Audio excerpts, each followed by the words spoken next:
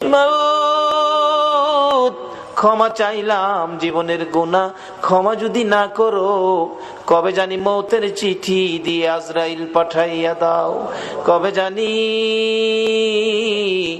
গর্তে বাহির করবে রে, আর ঘরের ভিতরে নিবে না। উঠানের কিনারে পর্দা টানাইয়া জীবনের শেষ গোসল করাবে রে।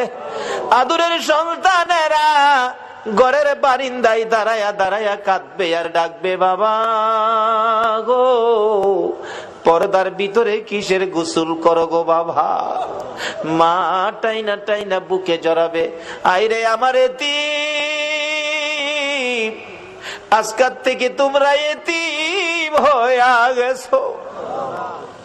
মউত এতিমের ঘটনা বলতে গেলে কলিজা মানে না রে আল্লাহ। আমার বড় ভাই 5টা বাচ্চা এতিম করে কবরে।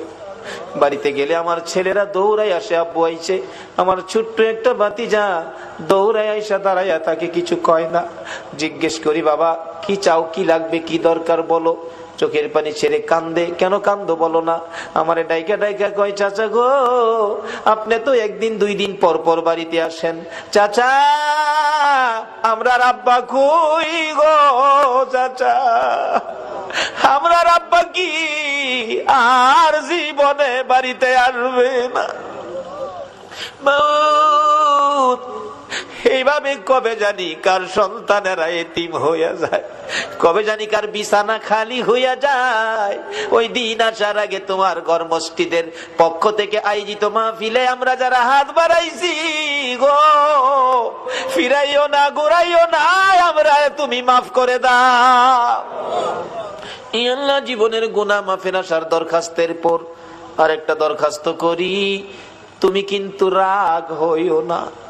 আমি জানি না হাজার হাজার মানুষ এত রাত পর্যন্ত বসে হাত বাড়াইছে, টাকা চাইলে লোকেরা জায়গা, আজকে লোকগুলো গেল না, বসে রইল।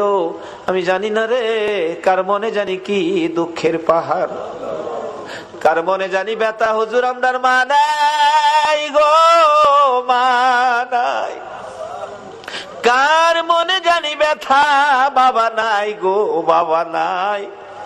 যেই বাবা মাতার গাম পাতাই ফালাইয়া রোজগার করে মানুষ করেছে গো, যেই বাবা জমি জামা সই সম্পদ জুড়াইয়া আজকে বাবা দুনিয়ায় নাই। হুজুর বাবা কত আদর করতো গো, শেষ বয়সেও বাবা বাজারে গেলে জগ ভর্তি দুধ কিনতো, 2 কান্দা 3 কান্দা কলা লইতো, আমের সিজনে 15 কেজি 20 কেজি আম লইতো। বাবা হাঁটতে পারে না, তারপরও দুধ কিনা আম কিনা কলা কিনা বন্ধ করে না। লোকেরা জিগাই, বুড়া বয়সে এই পূজা কার জন্য বইতাছো, নিজের জান চলে না কেন এইগুলি লইছো। বাবা একটা চোখের পানি ছেড়ে দিয়ে চিৎকার মারছে, বন্ধুরা রে কার জন্য লইছি শুনো রে, আমার আদরের ছেলে মেয়েগুলো দুধ আর কলা ছাড়া ভাত খায় না রে। দুধ কলা যেই বাবা খাওয়াইতো এই বাবা কার জানি খবরে রে আল্লাহ। ওই মা জানি কার খবরে গো। মার কুলে তাইকা মার কুলে কত পসরা পায়খানা করছি, অন্য মহিলারা নাকে কাপড় দিত, তোমার আমার মা জীবনে কোনদিন নাকে কাপড় দেয় নাই। মা সন্তানেরা যদি কোথাও যাইতো, রাত্র 12টা 1টাও যদি বাজছে, সারা গ্রামের ঘরের দরজা বন্ধ হয়েছে, মা দরদি দরজাটা খুইলা বিনাইয়া বিনাইয়া কাঁদছে। একটা গাছের পাতা যদি পড়ছে, একটু আওয়াজ যদি হইছে, মা 2 কদম সামনে গিয়া একটা চিৎকার মারছে, বাবা আইসনি,